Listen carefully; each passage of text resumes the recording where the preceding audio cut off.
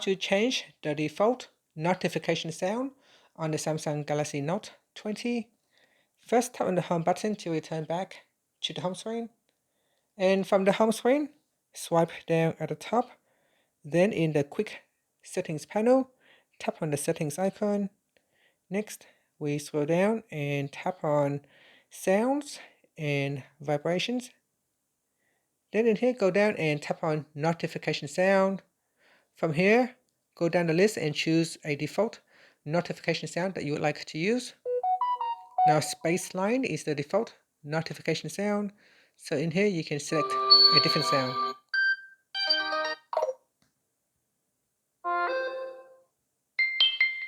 Okay, so select a sound, then tap on the back key. And while you're here, you can also customize other things as well. So in sounds, you can change to make it louder or softer.